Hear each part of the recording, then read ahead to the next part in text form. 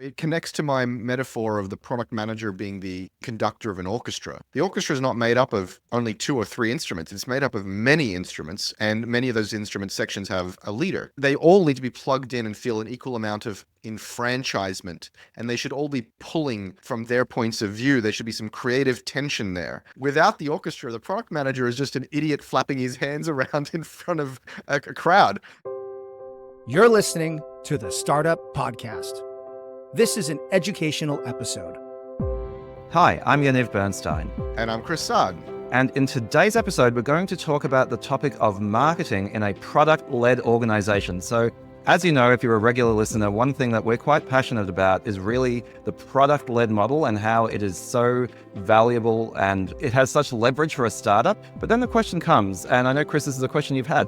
Where does marketing fit into this? How do you actually run an effective marketing function in an organization where product is at the helm? So we're going to go into this really full of good explanation, practical advice on how to make this work. I'm really keen to learn from you on this, Chris. Can't wait to get started right after the break. Whether you're starting or scaling your company's security program, demonstrating top-notch security practices and establishing trust is more important than ever. Vanta automates compliance for SOC 2, ISO 27001, and more, saving you time and money while helping you build customer trust. Plus, you can streamline security reviews by automating questionnaires and demonstrating your security posture with a customer-facing trust center, all powered by Vanta AI. And it gets even better. Just for TSP listeners, you can get $1,000 off Vanta when you go to vanta.com/TSP. That's vanta.com/TSP for the Startup Podcast to get $1,000 off. All right. So before we jump into what does marketing do in a product-led org, let's first talk about what a product-led org is. It's easy to confuse this with a product-led growth strategy. So when people use the word product-led, they sometimes mean product-led growth, which means the product in the wild is doing most of the heavy lifting to drive awareness and adoption by users of itself. Great onboarding, great website, great education, great user experience, great retention tactics, that the product without salespeople is driving its own growth, or at least without depending on salespeople. Salespeople may come in later to expand accounts.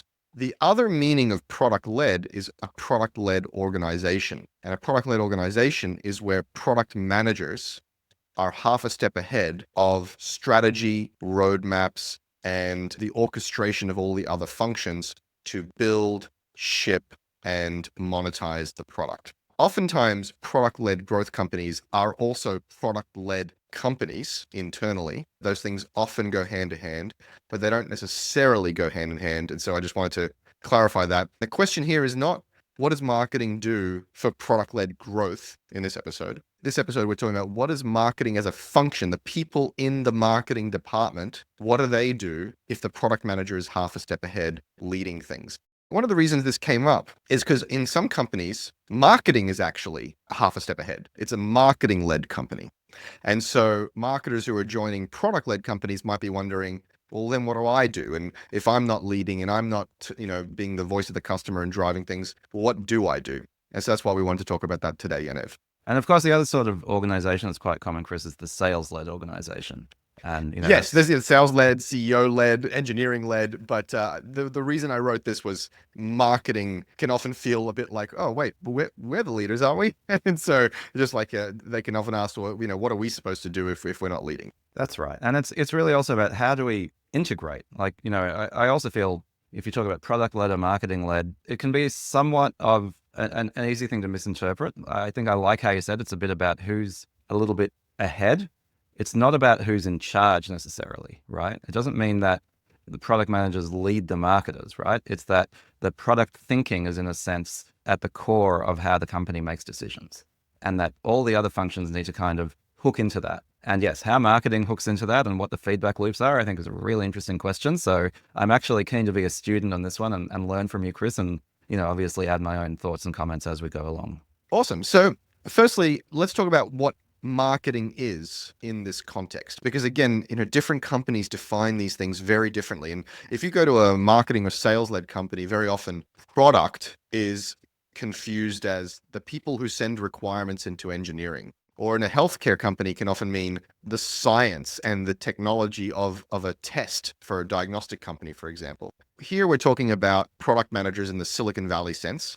These are people who are very cross-functional in nature. They're interested in all the things: the voice of the customer, the requirements of the customer, the strategy for the product, the roadmap for the product, the requirements for the product, launch of the product, the measurement of the product, and ultimately the revenue of the product. And they work with all the functions to orchestrate that like a conductor of an orchestra. Similarly, in this context, marketing is two key things. It's the voice of the customer and the market into the business, and it is the voice of the business out to the market and to the customer. So they are a two-way door. They're a bridge between the market and the business. They're not the only ones out there listening to and talking to the customer. They're not a gatekeeper, but they are the ones who are very, very interested in that and get really, really detailed about that and own a lot of techniques and tactics and technologies and channels to be able to create that two-way bridge. It's fascinating. I'd love to dig into that one, Chris, because, first I was going to disagree, but I think there's something more, there's something deeper at play here, right? When you talk about marketing being the voice of the customer into the business, one thing I often take issue with is this kind of, I nearly call it licking the cookie about being the voice of the customer, where we have a number of different functions in the company saying, oh, no, I'm the voice of the customer, I'm Spartacus. It's like marketing are the voice of the customer. Then UX or product design say, we're the voice of the customer. Sometimes product management say, we're the voice of the customer. Sometimes customer support or customer success say, we're the voice of the customer. And of course, if everyone's the voice of the customer, what usually happens is nobody's the voice of the customer. That voice just gets lost in all the kind of the shouting and in the noise. And so I think more important, and I love your thoughts on this, but like more important than which function owns being the voice of the customer or what you call that function is that understanding the market and the customer and feeding that into strategy and tactics is a super critical thing for any company to do. And it's something that weirdly, not that many companies are good at. Yeah, so a few things on that. I would say, I don't think if everyone is a voice of the customer, then no one is. I think many of the functions, marketing, product, sales, design, should be very, very concerned about the voice of the customer. And they should be very concerned about going and listening carefully from their perspective, because they each have different perspectives, right? Design is listening for problems in the user experience. Sales is listening to objections. Marketing in particular has an emphasis on the market. So they're trying to listen to the overall chorus instead of any one particular voice in the choir. And these are all, I want to be very clear in case anyone's sitting there yelling at their I was going to say their boombox, at their iPod. Welcome to the 80s, everybody. Yeah, if anyone's yelling at me right now, this is all about bias. It's all about emphasis, right? It's all about in the general. Nothing is perfect because everybody is in the mix here. But in the general, marketing is trying to understand the market and segment and understand the market in aggregate, in general. And they're owning many of the channels that allow you to develop an understanding of the market and the customer. So that might be like the CRM or marketing research agencies, your newsletter or events or webinars, or the production of marketing collateral, marketing operations. And so if the UX team wants to do a bunch of user research, they might go to the marketing team and say, hey, how do I get 10 of these customers in this segment in this country for me to go talk to them? And so marketing is not exclusively touching customers, but they're doing it typically in aggregate, and they're facilitating that conversation as well. Maybe just one final point I would make on that is it's all very well to be the voice of the market. I think the hard bit, maybe another way of putting what I was saying before, is who is listening to that voice, right? There's no value in just being the voice unless it plugs into the overall operating system of the organization, in this case, a product-led organization. So I think maybe we'll come back to this one, Chris, but I think that's really important to say, okay, how do we make sure that we're not just shouting into the void, that we close those feedback loops? So let's talk about this in very pragmatic terms, because we've been trying to figure this out a little bit conceptually. So how does marketing do this? And I think there are about 5 big levers that I can think of. I'm sure if a marketer is listening to this, they'll come up with many, many more. I'm sure there are other more subtle distinctions and differences we can draw. But here are 5 for the audience to think about. The first is the brand. And Yaniv, you and I, we've had an episode where we talked a lot about brand and whether brand is important for a startup. And if you have no explicit brand, you do actually have a brand, it's just a shitty brand. Brand could be something as superficial as the visual identity, which is the logo, the color scheme, the font, to something much more concrete, like the brand pillars, what the brand stands for and what its voice is, to something very, very serious, which is what promise are we making in the world and how are we keeping it? That's really the fullness of brand. Really, brand expresses itself in everything that you do. But the stuff that's above the iceberg or above the water in terms of an iceberg is absolutely marketing is the custodian of that and the facilitator of the rest of the iceberg. And so brand is a key thing they own. Another thing they own is market research, either doing it themselves or having the tools, the agencies, or now the ChatGPT deep research to be able to go out there and do some aggregate analysis, figure out personas, figure out terminology, figure out pricing, figure out the competitive analyses and so on. Again, not exclusively, because product managers should be very concerned about that, should work very closely with marketing on that. And we're about to get to this very important role, product marketing, which we'll get to that soon. If the product marketer is listening, they go, wait, where are we? It's coming soon. They also tend to own channels to market and channels from market. So as I touched on earlier, these channels would likely be the website, they would be the newsletter, they would be events, webinars, and so on.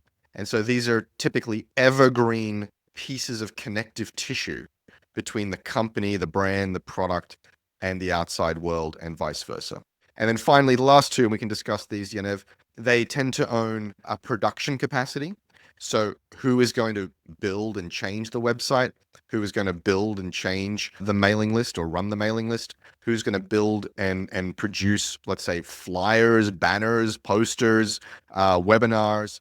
Who is going to produce all of this stuff? Again, not exclusively, but often. And you might call it the means of production. And then finally, they own a lot of marketing operations, which is, okay, well, if we're going to think about ads, we're going to produce ads, we are going to operate those ads, and we're going to babysit them, monitor them, optimize them, and so on. We're going to operate that website. We're going to operate our activities in the world. And so those are the 5 big pillars I think marketing owns in general, but continue to own very much so in the product-led organization. Yeah, I think that was what I was going to get at. This is sort of a relatively generic view of what marketing does. And I think what we're getting into now, which is, I suppose, the meat of the episode, Chris, is how does this plug in to a product-led organization, right? How do we make sure that the product, because, such an important thing here is that what we put out to market and what we learn from the market is aligned with the product that we're building, right? Otherwise, you get that sort of divergence, and it's a great hindrance to growth. So, all right, this is the general capability that marketing has. Now we've said we've got a product-led organization, which means that product is kind of out half a step in front, deciding what we're going to build, and therefore having a really important stake in what's our target market and all of these other things. So how do we kind of glue these things together in a product-led organization? Well, what's very important is what I didn't say marketing owns, which is key messages and all the content.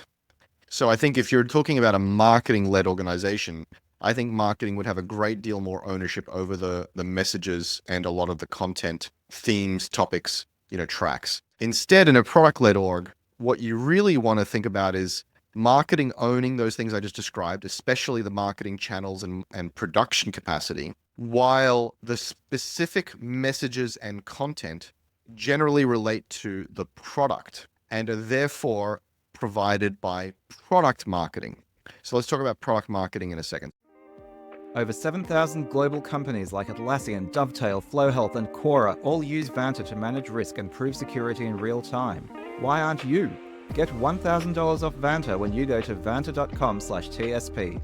That's VANTA.com/TSP for the Startup Podcast to get $1,000 off. So let's talk about product marketing. Product marketing are these wonderful snowflakes, these wonderful people that are a bridge between the product squads. These are the cross-functional squads we've talked about on the show a few times. There's a squad made up of product manager, designer, engineers, sometimes data scientists, and so on.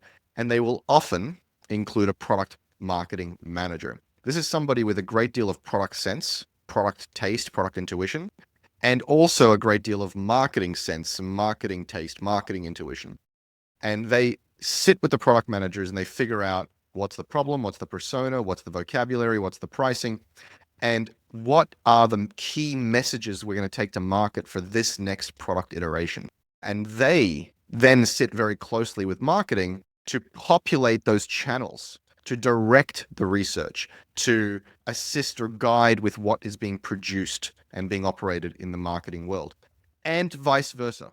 So they sit with marketing, they direct a bunch of research and bring that research back into the product squad to help guide decisions around the product strategy, product roadmap, and product decisions.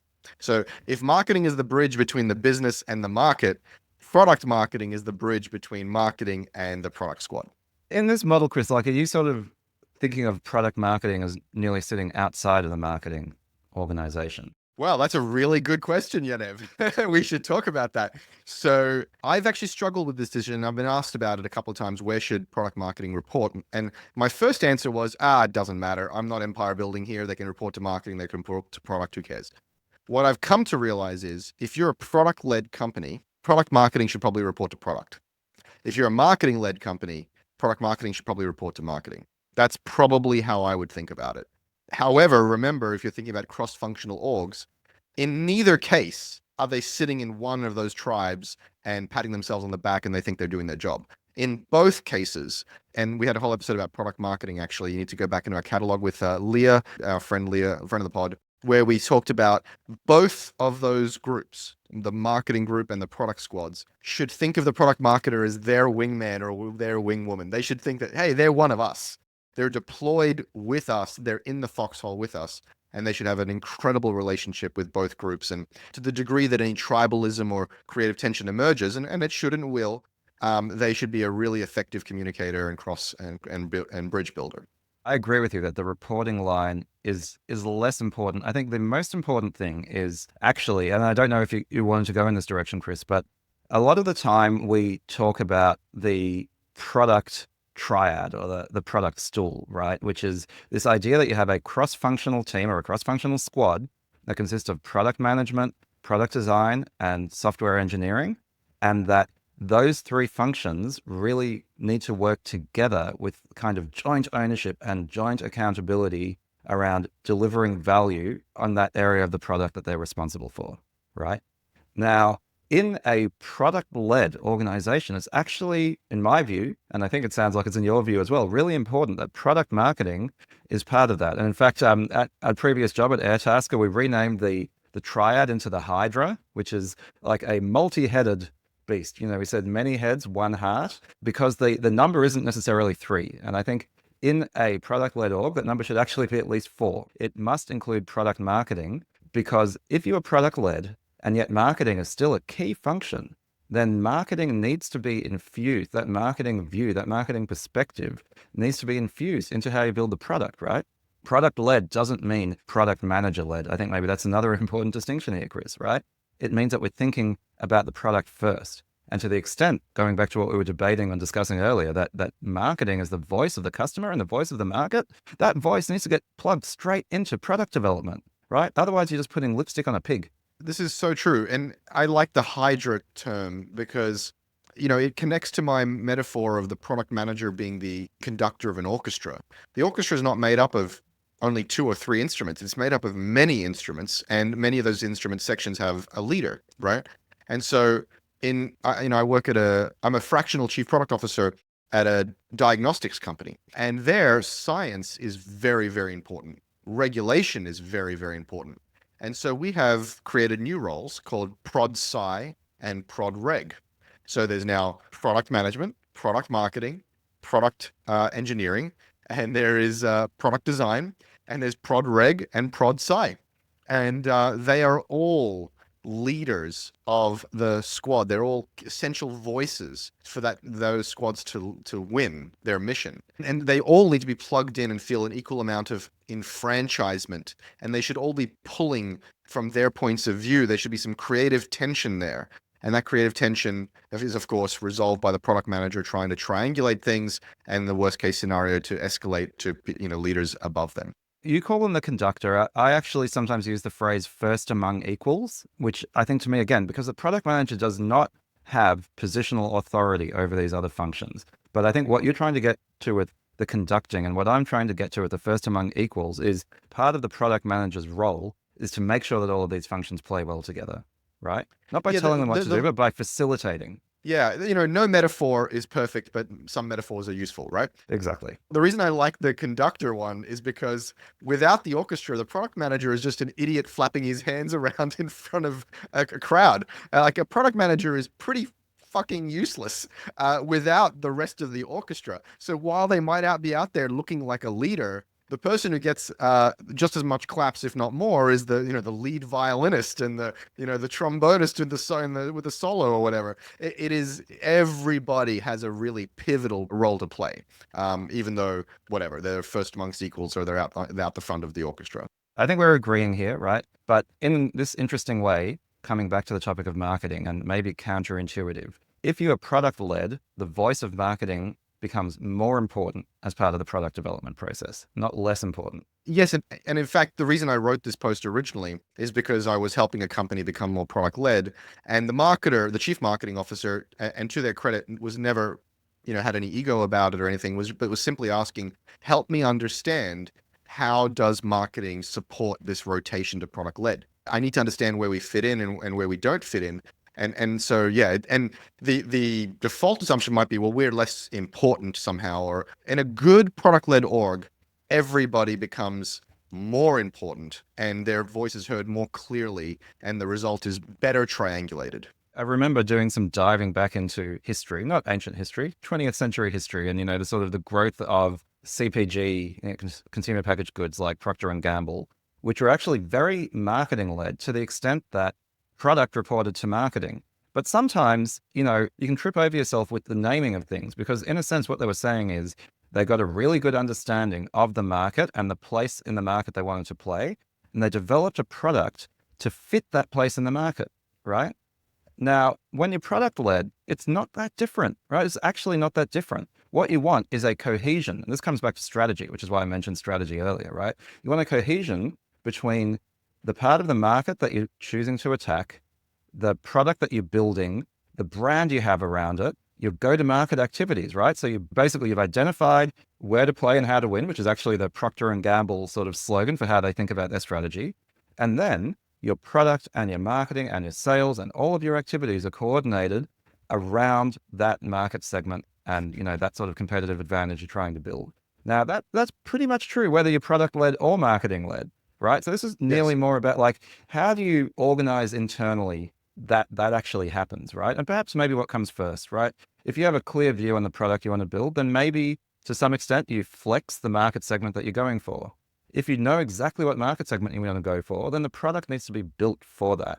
The truth is always somewhere in the middle, right? The truth is always somewhere in the middle. The reality is messy. But either way, having strong cohesion between target market, product and messaging and go-to-market motion is, a core alignment piece. We talk about alignment. We have a whole episode about it. It's a core alignment piece in any business. Yeah, I was going to say the word is alignment, right? So you go back into our back catalog on tsp.show and search for alignment and you'll get that episode. I would say actually, if the product manager is that conductor, marketing is the first instrument to play often. It's the first instrument to make any sound.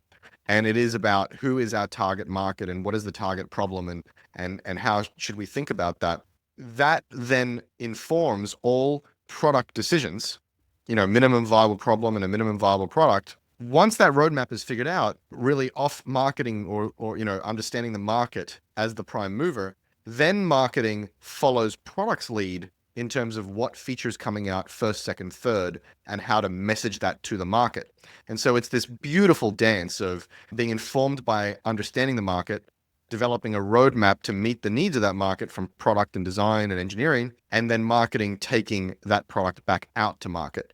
And so it is very much a dance between the functions, or a song between the functions and between the instruments orchestrated by that conductor. So that product marketing function is so important. We have a whole episode also, just to mention it again, about product marketing in the back catalog with our friend Leah. Listen to that one. It is the thing that bridges these worlds and helps to facilitate them. And it is a really, really important role for both product and the marketing department to fall in love with, and to give a lot of space to, and to get a lot of coordination with. All right, Yaniv. Well, that's our episode on marketing in a product-led org. Great conversation as always. An absolutely fantastic conversation. And Chris, your passion and experience really shines through in this one. I feel like it's a little bit of a back to the future of some of our really core EDU episodes. And folks, if you're listening, this is not easy. It's so easy to get wrong. And so if you want some help with figuring out how to structure an aligned product-led organization, Chris, this is your bread and butter. So how can people look into working with you? Yeah, you can learn more about me and what I do over at chrissaad.com/advisory. Or if you're not ready for that, subscribe to my newsletter at chrissaad.com/newsletter. How about you, Yaniv? I'm on LinkedIn trying to make it less boring and sometimes to my detriment less fascist. So I love to get connection requests from TSP listeners. Just let me know in the request that you're a listener and I will happily accept it. If you've been getting some value from the show so far, we only ask for a few things in return. Please subscribe to us on YouTube, find us in your favorite podcatching app, and rate us and review us over there, and give us a shout out on your favorite social network. It helps us help more founders just like you. Thanks so much. Okay, thanks, Chris. That was fun. Have a good one. All right, awesome. Catch you in the next one. Today's episode of the Startup Podcast was brought to you by Vanta. Vanta automates compliance for SOC 2, ISO 27001, and more, saving you time and money while helping you build customer trust. Plus, you can streamline security reviews by automating questionnaires and demonstrating your security posture with a customer-facing trust center, all powered by Vanta AI. Over 7,000 global companies already use Vanta. Why don't you? Get $1,000 off Vanta when you go to vanta.com/TSP. That's VANTA.com/TSP for the Startup Podcast to get $1,000 off.